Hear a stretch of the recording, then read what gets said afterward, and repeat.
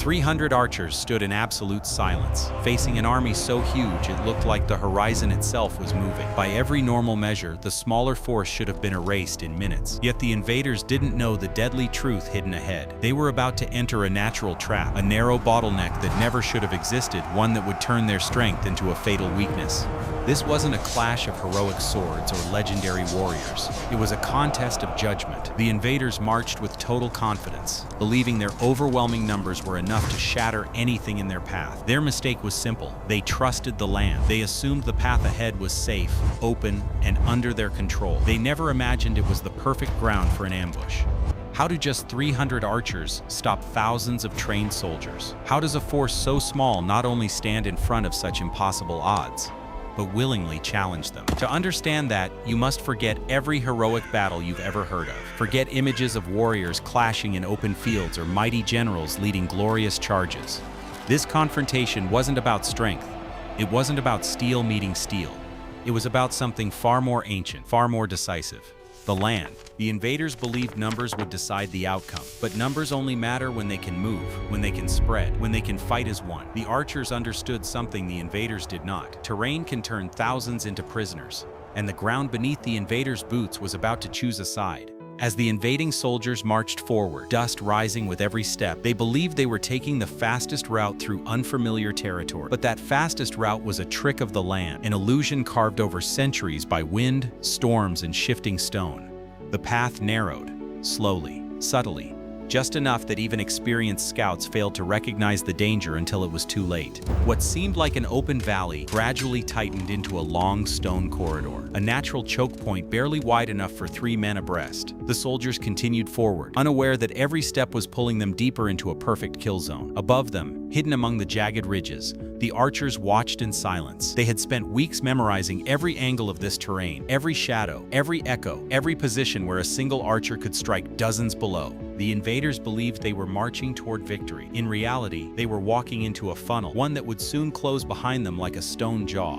Archers are not frontline fighters. They don't overpower enemies with strength or armor. Their real skill lies in geometry, in the silent mathematics of distance, angle, and timing. The cliff gave them elevation. Elevation gave them accuracy. Accuracy gave them control. From above, every target becomes predictable. A soldier in a narrow passage cannot dodge. He cannot charge. He cannot even raise his shield properly without blocking the man behind him. The archers understood this perfectly. They positioned themselves where the wind was steady, where the sunlight wouldn't blind them, where the acoustics carried command rapidly from one end of their line to the other. 300 trained archers with the high ground are not a minor threat. They are a machine, cold, disciplined, efficient, and the bottleneck below them was the perfect chamber for that machine to fire at full force. It started with a single order, a quiet command carried along the cliff. Every bowstring tightened, every archer drew breath. Then, the sky cracked, not from thunder, from a synchronized storm of arrows. They fell like iron rain, angling downward with perfect precision. The invaders raised their shields, but shields protect from the front, not from above. Helmets deflected a few shots, but the gaps were fatal. Arrows pierced leather, joints, exposed necks, and the soft spots beneath armor plates. The soldiers trapped at the very front had no chance. They couldn't step back. They couldn't step forward. Their formation was locked by the bodies pressing from behind. Volley after volley fell. The screams ricocheted off the stone walls. The ground beneath their boots turned slick, and the unstoppable wall of men began to crack. The bottleneck, once just a narrow path, became a graveyard corridor. As the front ranks died, the ranks behind pushed forward, unknowingly. Their vision blocked by the terrain. They did not see the slaughter ahead, only felt sudden resistance and believed it was hesitation. So they shoved harder. Those at the front stumbled over the dead. Those behind trampled over the fallen. The formation collapsed into confusion. Orders became useless. No commander could shout over the echoing panic of thousands confined in stone. Signals got lost in the chaos, and what began as a disciplined march dissolved into a chaotic, suffocating crush of bodies. This was the moment the invaders realized the truth. Their greatest strength, numbers, had become their greatest curse. They were too many, trapped in too little space, while death reigned from above. Minutes passed, but for the invaders, it felt like hours. The bottleneck filled with fallen men, turning the natural path into an uneven, rising mound of bodies. The soldiers who tried to advance found themselves climbing over their own comrades just to gain a few steps. But climbing made them taller, and being taller made them easier targets. Arrows struck exposed backs, shoulders, and legs. Even those who raised shields overhead could not protect their sides. The archers didn't rush, they fired in calculated intervals.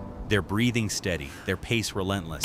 Every arrow tightened the choke. Every body falling made the passage narrower. The invaders were not fighting an enemy. They were fighting the terrain, the arrows, and the weight of their own army. Panic finally overpowered pride. The invaders attempted to retreat, but retreating in a narrow passage is far harder than advancing. Those at the very back didn't know what was happening. They only knew they were being pushed by the panic spreading toward them. Bodies shifted in opposite directions. Run! Shouts turned to Fall back! screams. The They're middle cutting ranks, us the down! worst place to be, were crushed between the terrified front trying to flee and the blind rear still pushing forward. Some soldiers tried climbing the stone walls, only to fall into the chaos below. Others dropped their shields, desperate to move faster, but dropping a shield only made them easier targets. Retreat collapsed entirely. The army had become a living, panicking mass with no space, no strategy, and no hope of regrouping. And the archers remained steady, turning the attempted withdrawal into a final, fatal stampede. This is the merciless truth of warfare. Knowledge beats strength, terrain beats numbers, discipline beats chaos. The invaders never scouted the land. They trusted the maps, the assumptions,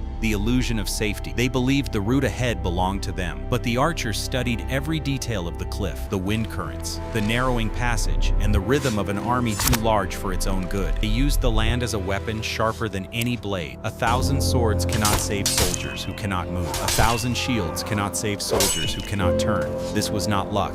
This was preparation meeting arrogance. When the archers finally lowered their bows, the world below them fell into silence. What had begun as a confident advance ended as a field of stillness and broken armor. The passage that looked harmless from a distance now overflowed with bodies, shields, and abandoned weapons. The invaders were not defeated because they lacked courage. Many fought bravely. Many continued forward even under the rain of arrows. But courage means nothing when the ground itself betrays you.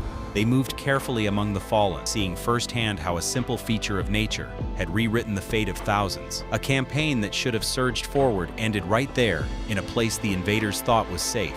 This battle leaves behind a truth older than any kingdom, any empire, any commander. Wars are not always won by the army with the most men. They are won by the army with the best understanding of the land beneath their feet. A narrow passage, a false assumption, and 300 archers who knew exactly how to use both. That is how thousands were stopped by a bottleneck that should never have existed, but ended up changing the course of an entire campaign.